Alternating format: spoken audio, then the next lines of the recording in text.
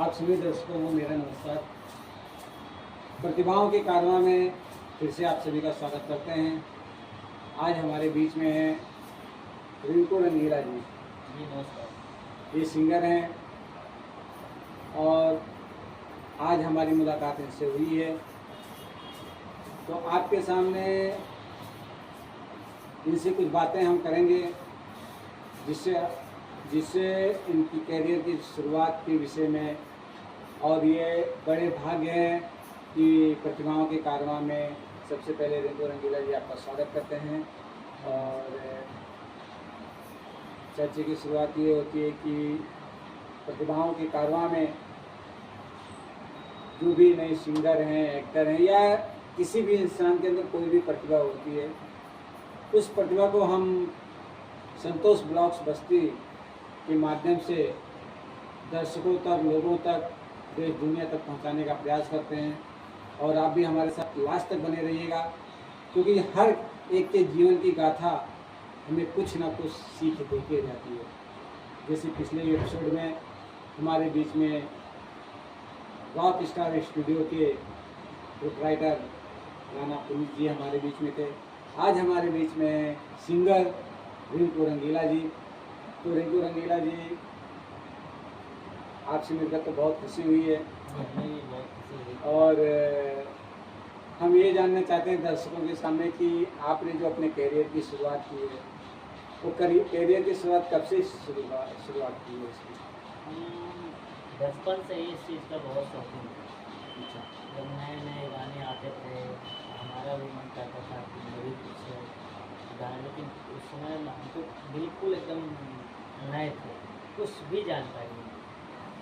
पर जो भी गाना आते थे तो हम ऐसे अपने मन से लिखते थे। फिर उसके बाद कुछ संभव नहीं लगता था कि कैसे क्या होगा, किससे मिलें, किससे क्या करें, कुछ नहीं जान सकते। फिर हम मुंबई गए। मुंबई में फिर लोगों को देखे कि मतलब पोस्टर चिपकाए रहते हैं फिल्म में काम करने के लिए और कुछ के लिए। अच्छा, तो आप बॉम्बे में कहाँ पे गए थे? मुंबई हम गए अपनी बहन के पास रहते थे। कहाँ, मतलब कुछ एरिया का? घनसोली में रहते थे। घनसोली में। हाँ, तो वहाँ जॉब पहले न्यू किए। गाँव। हाँ, पहले वहाँ जॉब किए।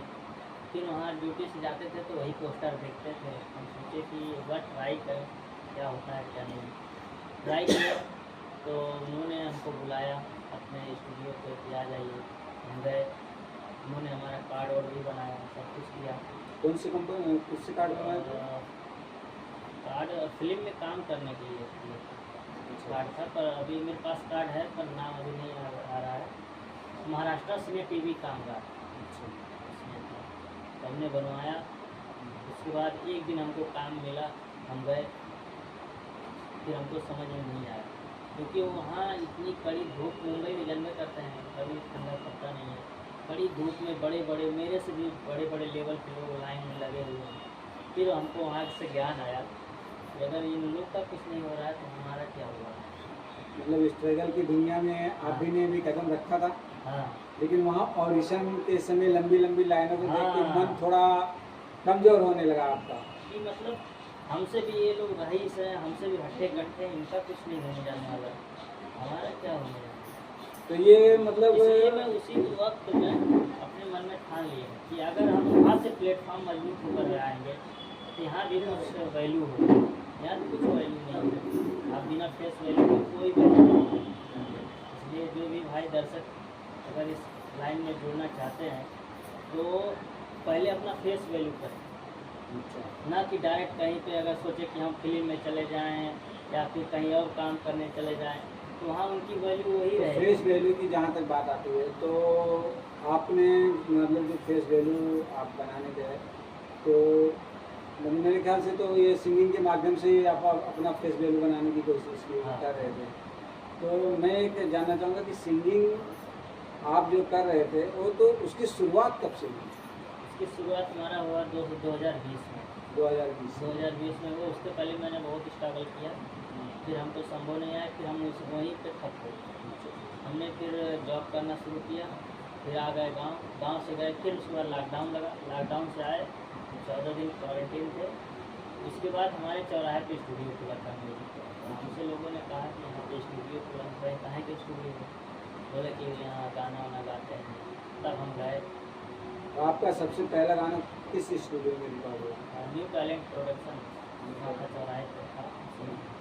तो उनको हमने बताया कि ऐसी बात है, तो उन्होंने ट्राई भी किया, अच्छा गाना भी गाया। हमारा विश्वकर्मा जी का पहले गाना विश्वकर्मा जी का था। फिर उसके बाद वहाँ से हम जुड़े, वहाँ से जुड़ते जुड़ते फिर वहाँ से दूसरे जगह गए, वहाँ पे स्टूडियो बंद होने लगा। मतलब उस 2020 से उस चौराहे से आपकी सफ़र वहीं से वहीं से शुरुआत हुई। वहीं से शुरू हुआ। तो ये सफ़र का सिलसिला मतलब ऐसे ही चलता रहा। तो वहाँ पे जो स्टूडियो बंद होने लगा, फिर धर्मेंद्र जी एक स्टूडियो खोलते हैं, मीरा रिकॉर्डिंग स्टूडियो, धर्मेंद्र राणा जी, उनसे मुलाकात हुई। उन्होंने भी हमको बहुत गाना गवाया। पर लेकिन वो जो गाना गवाते थे वो मतलब जो स्टूडियो रहता था वो खुद अपने ही चैनल पे लॉन्च करते थे कि आपका व्यक्तिगत चैनल? वो अपने ही चैनल पर अपलोड करते मतलब वो अपने ही चैनल पे मतलब आपसे गाना गवाते थे और अपने चैनल पे लोड करते थे? हमको इस चीज़ का जानकारी नहीं था कि अपना भी कोई चैनल तो इसकी जानकारी आपको कहाँ से मिली? इसकी जानकारी हमको मिली कि जब अपने चैनल पे, जैसे जब हमारा गाना पहले रिलीज हुआ तो हमको बिल्कुल एकदम कुछ भी नहीं मालूम। तो उनके चैनल पे मैं काम कर रहा था, एक गाना रिलीज हुआ तो पागलों की तरह कोई भी मिलता था उनसे मोबाइल लेकर के उनका चैनल सब्सक्राइब करता था, ये करता वो करता था। उसको इतना मेहनत करते करते करते करते चैनल मोनेटाइज हुआ उनका। फिर उसके बाद वहाँ से हम लोग को एकदम वैल्यू डाउन करने लगे जब उनका मोनेटाइज हो गया। तो जब वैल्यू डाउन करने लगे फिर हम लोग वहाँ से छोड़ दिए। फिर आए धर्मेंद्र जी से, वहाँ मिले। लेकिन हम दर्शकों से और जहाँ तक ये आवाज़ जाएगी उनसे तो एक रिक्वेस्ट करेंगे कि जो शुरू में हमारे साथ जुड़ते हैं और हमारा चैनल अगर मोनेटाइज हो जाता है तो हम उनको लेके आगे से आगे बढ़ें, ना कि उन्हें डिमोटिवेट करें। नहीं तो मोनेटाइज होने के बाद उनको एटीट्यूड आ गया। मतलब हाँ, तो मतलब ये फ़ोन करते थे, ये नहीं देखते थे रात है कि दिन है, पागल की तरह भागते थे, क्योंकि उस समय लगन था हमको काम करना है, कुछ आगे बढ़ना है। लेकिन लोग वही मतलब है इसी ना। कारणों की वजह से बहुत सारे सिंगरों के जीवन में ये बातें आई होंगी हाँ, जिसे, लेकिन डिमोटिवेट नहीं होना चाहिए। जिस तरह से रिंकू जी ने मतलब डिमोटिवेट ना होते हुए मतलब कहते हैं कि अपने आप को संकुचित वातावरण में ना रखते हुए आगे से आगे बढ़ते गए और उसके बाद इन्होंने अपना चैनल खोला। आपका चैनल किस नाम से है? रिंकू एंटरटेनमेंट के रिंकू नाम से। एंटरटेनमेंट के नाम से इनका यूट्यूब पे चैनल है। और उसके बाद में इन्होंने मतलब जो भी गाना आपने गाया है वो आप अपने हाँ, चैनल पे डालना चालू। डालना चालू किए। धर्मेंद्र जी से मिले, वही हमारा गाना पहले रिकॉर्ड किए, विश्वकर्मा जी का गाना था। तो 10 ही दिन में रिस्पांस इतना अच्छा आ गया कि चैनल मोनेटाइज हो गया। लेकिन उसके बाद में कुछ संघर्ष की दिक्कतें आई।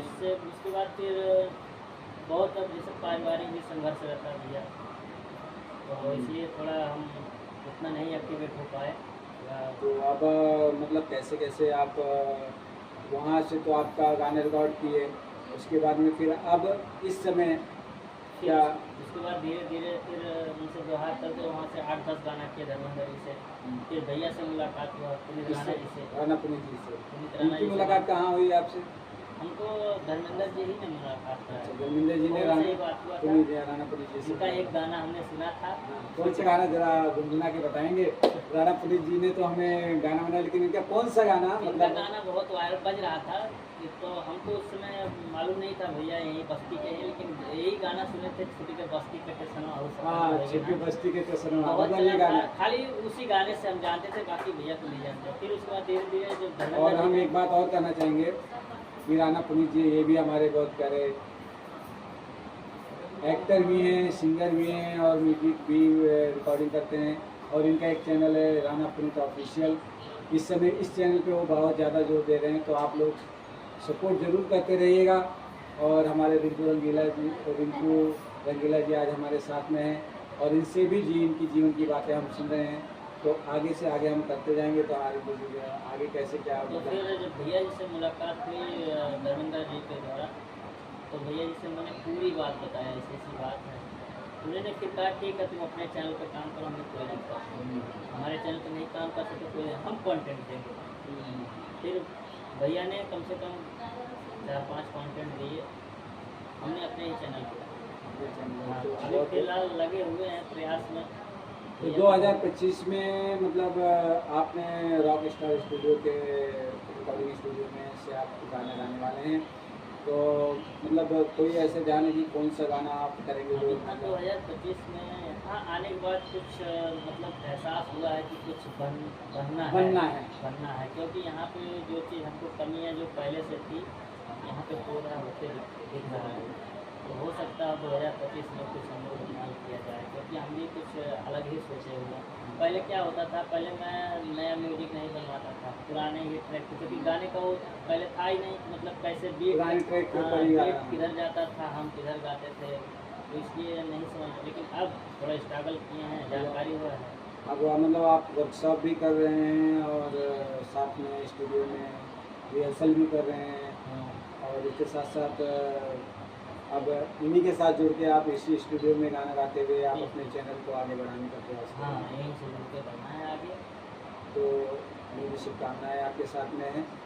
और दर्शकों, आज फिर से नए पायदान पे हम पहुँचे हैं और रिंकू रंगीला जी को हम ढेर सारी शुभकामनाएँ देते हैं कि इनका जो आगे 2025 में जो भी गाने आएंगे आपने भी सपोर्ट करना है। रिंकू एंटरटेनमेंट चैनल यूट्यूब का है और बहुत सारी चीज़ें वो आपको व्हाट्सएप और फेसबुक के द्वारा मिलेंगी। और ये जान लीजिए कि राना पुनीत जी जो हैं, तो सब उन्होंने हमारे चैनल में बताया कि वो सिंगरों को सही दिशा निर्देश देकर उनके चैनल को भी आगे बढ़ाएंगे ताकि उनका आशीर्वाद, उनका सपोर्ट ऐसे हमेशा मिलता रहे। तो रिंकू जी, प्रतिभाओं के कारवा में आप आए और हमारे दर्शकों को अपने जीवन के बारे में बताया और ऐसा कुछ मतलब जीवन की घटना बताइए जिससे हमारे दर्शकों को ये प्रेरणा मिल सके कि वो सावधान हो जाएं ताकि मतलब आगे से आगे बढ़ते चले जाए सिंगिंग की दुनिया में। कुछ मतलब ऐसी टिप्स अगर आपके पास है तो आप बता सकते हैं। देखिए, संघर्ष तो बहुत करना पड़ेगा इस लाइन में, क्योंकि बिना स्ट्रगल, बिना संघर्ष कुछ नहीं होने वाला है। क्योंकि मेहनत आपका रहेगा, रंग ऊपर वाला देगा, इसलिए मेहनत करना पड़ेगा, बिल्कुल पूरा समय देना पड़ेगा। बिना समय के आप कुछ नहीं होने वाला है, समय देना पड़ेगा, बिना उसमें समय गंवाए आप कुछ नहीं कर पाएंगे। मेहनत करना पड़ेगा और कंटिन्यूटी हमारे कंटिन्यू बना रहेगा, कंटिन्यूटी हमें करना पड़ेगा। ऐसा नहीं कि एक गाना गा दो फिर 2 महीने तक आ जाओ, ऐसा नहीं। जैसे क्या होता है, एक न्यू कंटेंट आप डाले हैं तो कम से कम 10 लोग जुड़े, फिर कम से कम एक हफ्ते में एक बार, एक ही हफ्ते में डालिए एक कंटेंट, तो कम से कम 10-20 जुड़ेंगे, फिर उसके बाद 50 बढ़ेंगे। और जब एक डालेंगे 1 महीने पता है जो हफ्ते से रहेंगे वो भी चले जाएंगे। इसलिए कंटिन्यूटी बने रहना, कंटिन्यूटी हमें बना रहना चाहिए। तो हम बहुत बहुत धन्यवाद करते हैं कि आप हमारे प्रतिभाओं के कारवा में आए और आपने अपनी प्रतिभा, और मैं चाहूँगा कुछ एक गाना आप गा के हमारे दोस्तों को जानकारी, जैसे जो आपका सबसे फेवरेट गाना हो जो आपने अपने चैनल पे गाया हो। फेवरेट गाना हमारा ये था कि विश्वकर्मा जी से हमने शुरुआत किया था, और विश्वकर्मा वही जी से कुछ हमारा सुना दीजिए, चैनल कुछ सुना दीजिए, उसके बाद हम दर्शकों से भी जाएंगे। विश्वकर्मा जी से हमारा चैनल मोनेटाइज हुआ, वही 1-2 लाइन सुना देता हूँ। हम ब्रह्मपुत्र विश्वकर्मा जी की कथा सुनाते हैं, पावन कथा सुनाते हैं। विश्वकर्मा रूप में क्यों आए हम बतलाते हैं, हम कथा सुनाते हैं। ये गाना था कि हमारा 10 दिन में कम 1.5 लाख व्यूज पार कर चुका है। इसी गाने से उनका देन है कि मोनेटाइज हो गया था। चलिए, वापस आपको हम शुभकामनाएं देते हैं कि आपका चैनल मोनेटाइज हो, और इन्हीं शब्दों के साथ हम अपने दोस्तों से विदा लेते हैं। और ऐसे ही प्यार, दुलार, आशीर्वाद दीजिए और हमारे चैनल को सब्सक्राइब जरूर कीजिएगा, सपोर्ट कीजिएगा, ताकि ऐसे नए नए प्रतिभाओं को हम लेकर आपके सामने उपस्थित होते रहें। नमस्कार। बहुत लंबा है, 15 मिनट का। कहा ताली भैया की चलेगा, कोई दिक्कत नहीं। इसमें जो है ना, आप वो विश्वकर्मा जी की जो गाथा गाए ना शॉर्ट, वही